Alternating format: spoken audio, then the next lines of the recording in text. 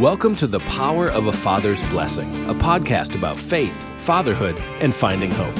Today's guest is Billy Glass, son of the legendary NFL pro, Bill Glass. A standout linebacker at Baylor University, Billy was known for his grit, leadership, and heart on the field. After college, he carried those same values into his personal life and ministry. He continues to be a powerful voice for faith and family, building on the incredible legacy his father began. And now, here's our host, Michael Nolan. All right, well, Billy Glass, thanks for being with us today. And hey, man, tell everyone out there listening and watching just what's going on in the world of Billy Glass and family. What are you up to? Well, I mean, I've been in the real estate business for all these years. I mean, my dad had a great friend when I went to Baylor named Hank Dickerson, and I went to work for Hank. Okay. After I quit playing pro ball. Yeah.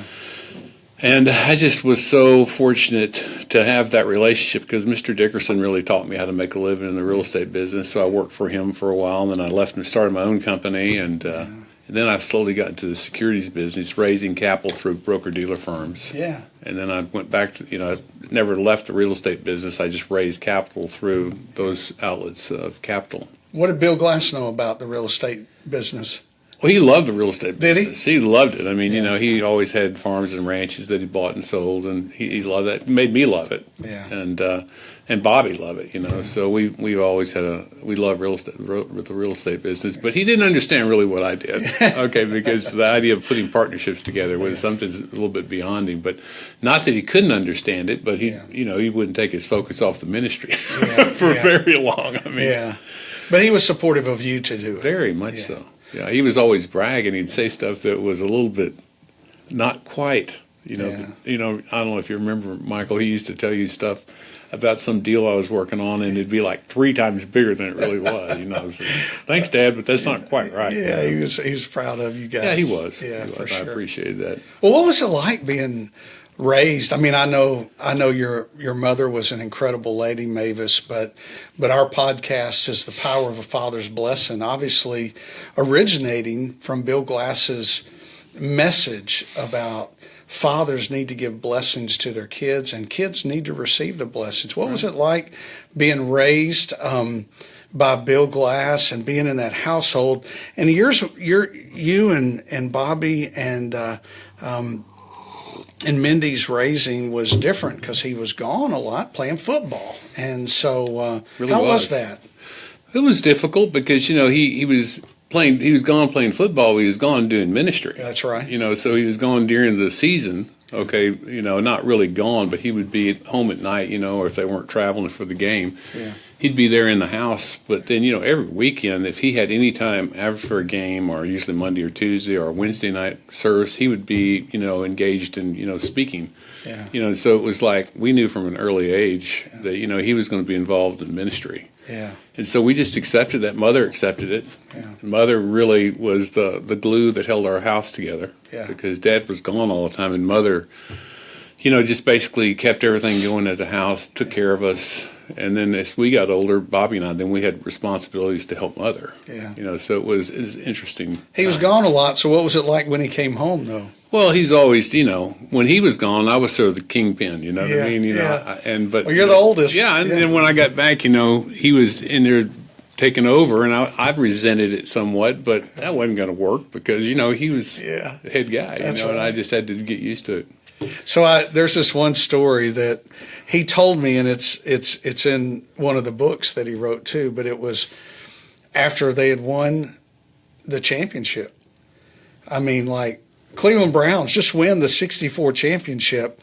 He gets home, and him and Mavis pack you three and your bags up for him to go speak at a youth convention, and share the gospel with a bunch of youth the very next day. Oh, no. After you won the championship. That's right. That's the way it was. I mean, I don't know how it is for ball players today, but I mean, Dad was never letting any grass grow under his thick feet. If he would, all those things were planned well ahead, in advance, but, he was always on the move. Yeah. Always. I mean, people laugh when I say he did 300 speaking engagements a year, but really from the time he retired, really before that, and he spoke a tremendous amount in college and in pro, but after he retired, he really started, picking up the number of engagements that he had. Yeah. It was sort of unbelievable. Yeah. That a man can be that.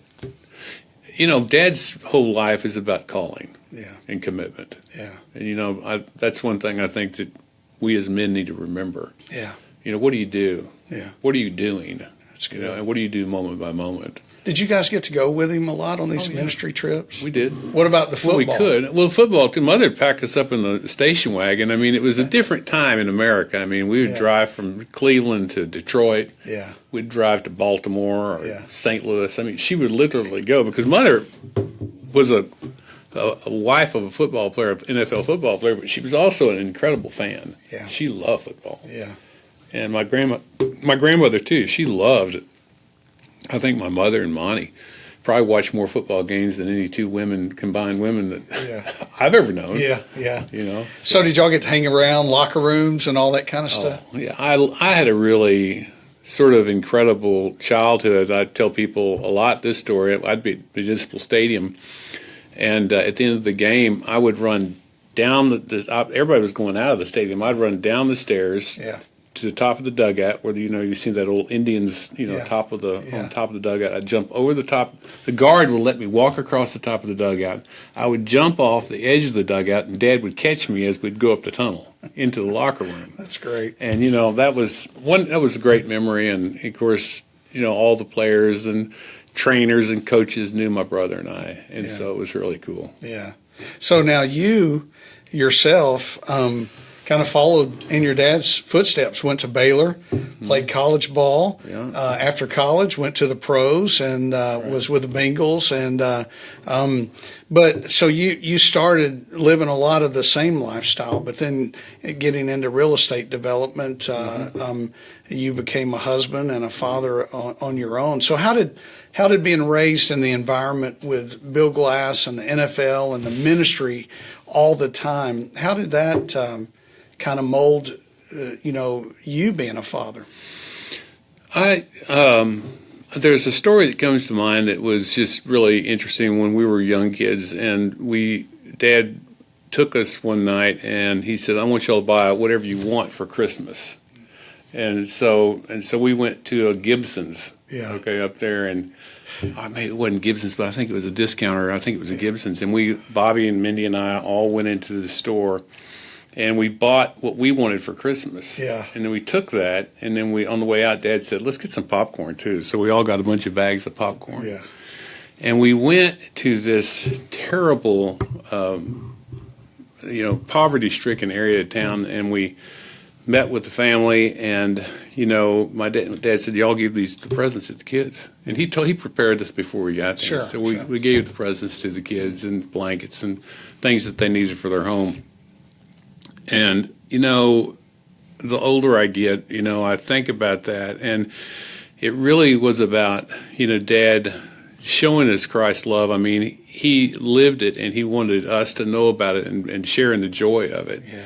And I think that to me was, then it taught us another thing about taking care of your family. Yeah. You know what I mean? Just preparing yourself to take care of your family. As men, we're providers and protectors. Yeah. That's one of the things we're called to do. And, I think that, to learn to provide for your family and to protect your family against not those that would hurt them, but also just the world. Yeah. Yeah. I thought it was good that he had you guys pick out something you wanted. Right. I wonder if he was thinking, well, if you want it, then those kids are probably going to want it. Absolutely. Yeah, that's good. So, it's something that we wanted to keep. Yeah, that's right. Okay, we didn't want to give it away. That's right. But I think that also taught a great lesson about the fact that, give us some, what does the scripture say all the time, that I won't give something to the Lord as an offering that I didn't pay for. Yeah. Something that cost me something. Yeah. Of course, it's a great picture. Yeah, no doubt about it. So you have a family now. Tell us about your family. Well, I have 3 grown sons, Billy Ray, Matthew, and Joshua, and they're all grown. I mean, they're all in their 2 of them are in their 40s, and one of them is going to be, 40 in a year. Yeah. Which I can't believe. Yeah. Yeah. I mean, had that happen. Yeah, exactly. And, you know, so I've been blessed. I mean, they're good kids. And, you know, we've had struggles with, you know, Billy Ray, who has Down syndrome. You know, he's sort of a special needs kid, but he's special in the sense that, you know, he loves Jesus, and he's a great example for us. And you know, I can tell you all sorts of stories about him, about how, you know, he wasn't supposed to do thus and so, but he has. Yeah. You know, so he's really been great. And Matthew's a good, fine young man, and Josh is too. Yeah, that's good. Good kids. We've been blessed. So, Billy Glass, tell us, I mean, the funniest Bill Glass story that you know. This is your dad now, so you have a lot of knowledge that nobody else has. Is there any funny story? Oh, I got so many of them. I mean, one of the funniest things, Dad loved to go skiing. I mean, there's nothing that Dad really wanted to do. Yeah. He had no hobbies. He loved to do what? Skiing. Skiing? He did not care about anything. You know, like fishing, he'd go with me. Yeah, yeah. So I'll tell you a fishing story. Okay. I want to know the skiing story. Oh, I can't imagine this man on skis. No, Water or snow? Snow. Okay. So we used to like to go to Purgatory, okay? And so, you know, Dad is like every husband that's out there. He's carrying everybody's stuff. Yeah. Okay, and Dad has to speak that night. Yeah. At a little place in Durango. Yeah. So Dad is carrying all this stuff, and he's got, I mean, some Jim Carrey boots. They're about that tall. They have these white collars around. I mean, he looks like Herman Munster on snow. Okay, I mean, it's hilarious. So he's walking to our Suburban. Great. And he has got the poles carried, and he's carrying them upside down. The handles are down on the ground, and then the tops with the baskets are on the top, okay? So he slips, okay? And the pole, the stake on the pole, the ski pole, goes right through his eyelid like this and catches his part of his brow. Oh, my goodness. And he just is like hung there, you know, and said, Billy, help me. So I helped him, I just wanted to be real careful because I said, man, did that thing go in your eye, Dad? Yeah. That had just gone just above here, and I mean, he said, "Dad, gum, that was terrible," you know. And so I mean, so we patched him up, and he went and spoke there. Yeah. You know, which that was typical Dad. Yeah, you know? yeah. Did he ski?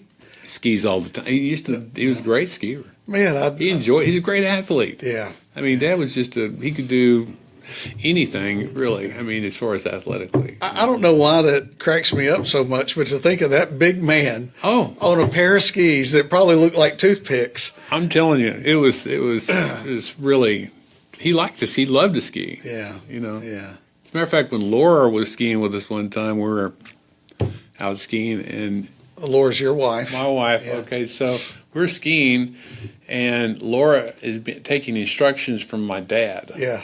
Okay, and Laura was frustrated, and my dad was saying, just do it like this, Laura, you know, and so he had spun around backwards and was talking to her, going backwards down the hill and talking to her, and that angered her. That really made her mad. Because he was so good backwards and she couldn't go forward. And she dismissed him using a few vulgarities I won't repeat. But it was like so funny. I said, Dad, you leave her alone. I mean, you know, you understand. You irritated her. But that was funny. That's funny just to imagine sweet Laura going, Bill Glass, get out of my way. Laura's really difficult to irritate. Yeah. I mean, you got to push her a lady. long way, you know. Sweet lady. But she was irritated. Yeah. So how did Bill take that?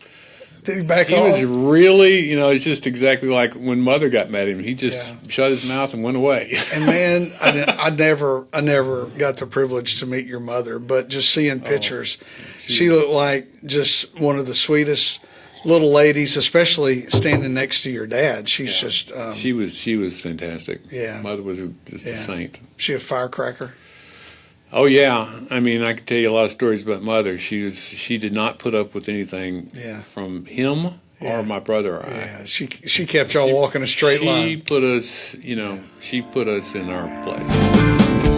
Did you know that children living without their biological father are 2 to 3 times more likely to be expelled or suspended from school? This highlights just how crucial a father's presence can be in providing the structure, support, and stability that kids need to thrive both academically and emotionally. If you're interested in learning more about fatherhood, please visit afathersblessing.com. You'll find resources, encouragement, and practical tools to help you be the dad your children need. And now, back to our podcast. I am curious. I mean, really, you get a guy like Bill Glass. He's just a big man, bigger than life. He commands a room. Not with an iron fist. He commands it out of just people walk in. When he would walk in, people say it's Bill, and Bill's about to talk, and he's booming voice. Mm-hmm. I would anticipate, and this is something I think would be good for fathers. You get a guy that big in life, that big, and he is a leader, but yet he's also loving and caring towards his wife and his kids. And you can be both. It's not one or the other. In fact, I think it's a biblical model to be both, to provide leadership. And sometimes you don't need to say anything. And if your wife and Miss Mavis is putting the children in line, you just say, y'all better listen to her. Yeah. Well, that type thing. I'm sure you've witnessed that a lot. Absolutely. Yeah. Mother, one time, we were at the table, and Dad and I were arguing, and I was on this end of the table, and Dad was down here, and Mother was right here to his right, where she always sat. And we have a big thing. She used to make goulash all the time in the skillet, and we started bickering, and she'd had enough. And man, she picks up that goulash and she just throws it straight up on the table. She didn't throw it on us, but she throws it straight up and it comes down, bang, And we were all in the doghouse, Dad, Bobby, Mindy, me. Mom, y'all were all bickering? Yeah, we were. No, just Dad and I. Oh, okay. It was my fault. Okay. But I mean, she had enough, man. Yeah. But she was something else. Yeah. So with such a strong father and presence, what do you think you took from Bill Glass and what you learned being his son to be a father to Josh and Billy Ray and Matthew? I just think that you got to be. I traveled a lot like Dad did when the kids were growing up, but I always tried to be at their events. I couldn't be at everything, but I wanted to provide for them. Yeah. And I think that those kids need to see that example of somebody that's, working their tail off to help you have a good life. Yeah. But I also wanted to be sensitive to their needs and talk to them and, get involved in what was going on with them. Yeah. And just to, let them know that I cared about them and loved them, and that I think that, of course, obviously Dad's first thing, is to, talk to you about Jesus and who he was and what he did for us. Yeah. And, I think it's a great privilege of every father to lead their child to Jesus, a relationship with the Lord. Yeah. And so I did that with all my boys. Laura and I did that together. And, that's a great privilege. Yeah. Yeah, that's good. Now your kids have kids. You're a granddad. Yeah, I am. I have 3 grandchildren. So how are they fathering? How is Josh looking at, he got to see Bill Glass. Yeah. He got to see Billy Glass. And now he gets to say, well, how am I going to father based on that? What's your perspective on I think he's probably a lot better father than Dad or me. And in what way? Because, Dad was gone all the time and just totally, all he cared about is, not all, but he was driven for the ministry to succeed.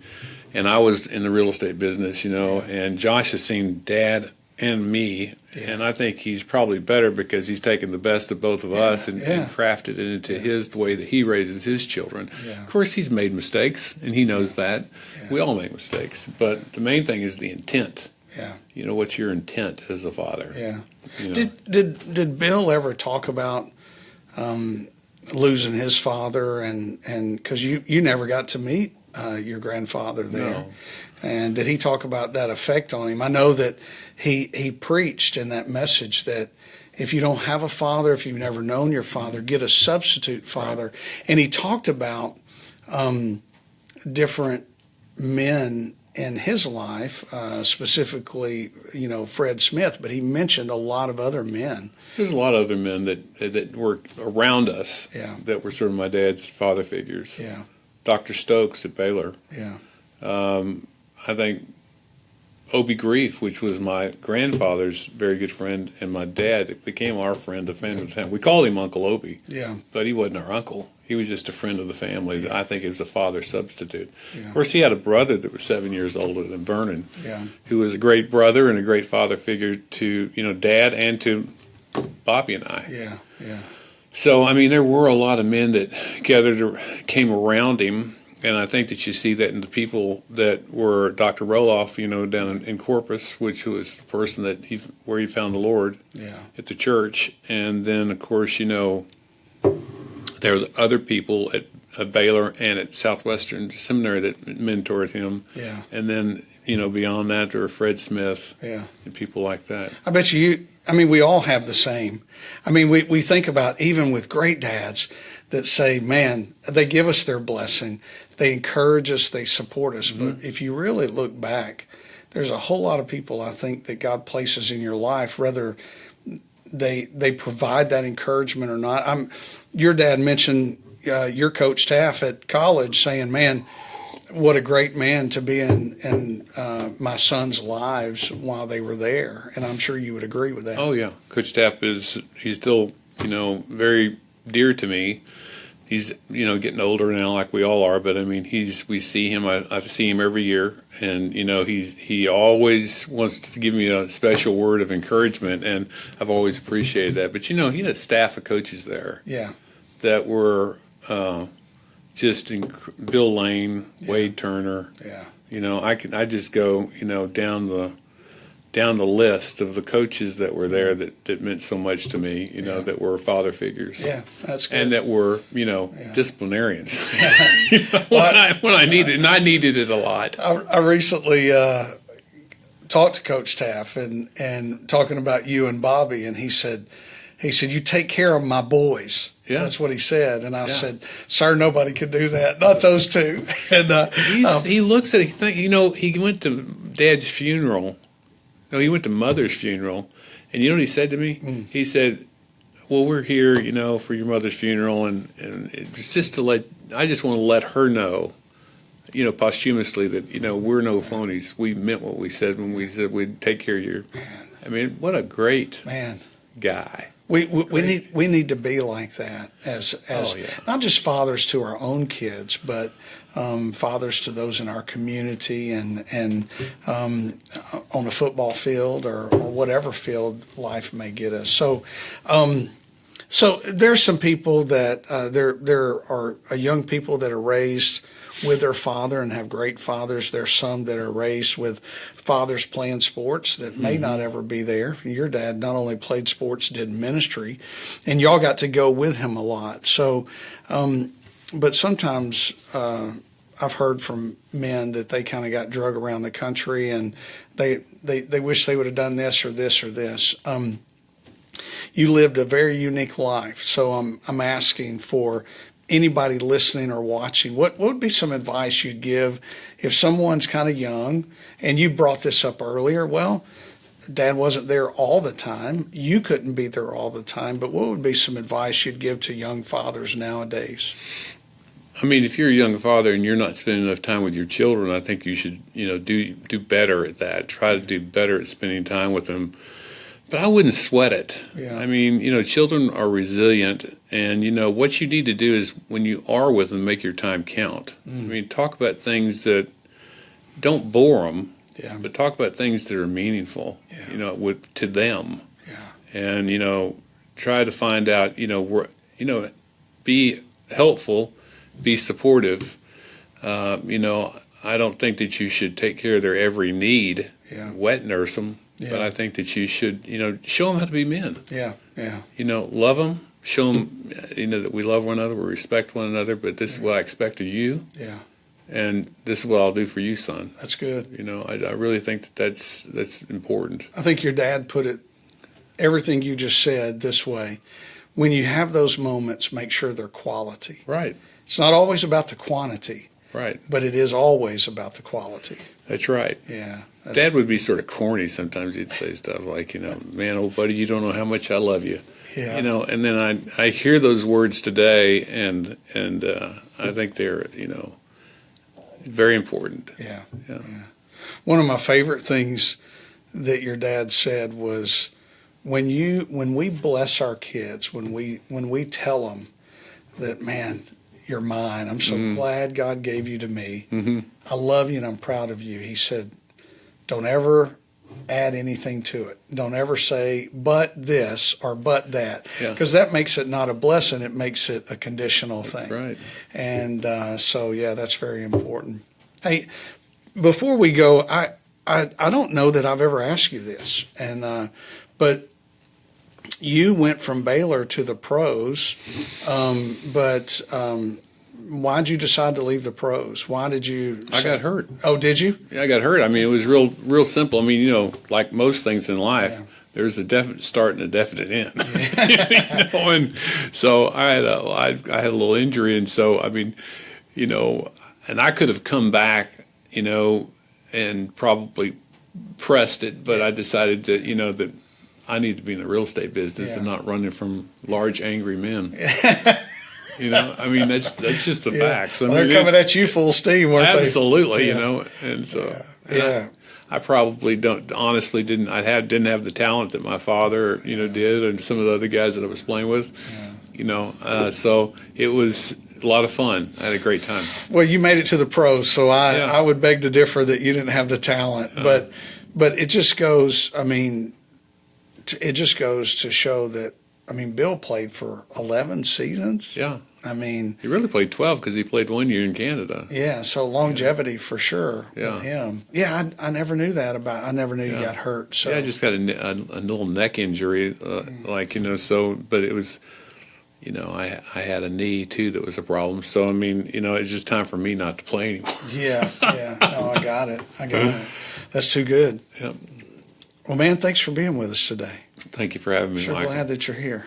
The Power of a Father's Blessing podcast is brought to you by Bill Glass Behind the Walls. We'd love for you to experience the power of sharing hope firsthand. Come with us behind the walls and be part of something eternal. Visit behindthewalls.com to find an event near you and sign up today.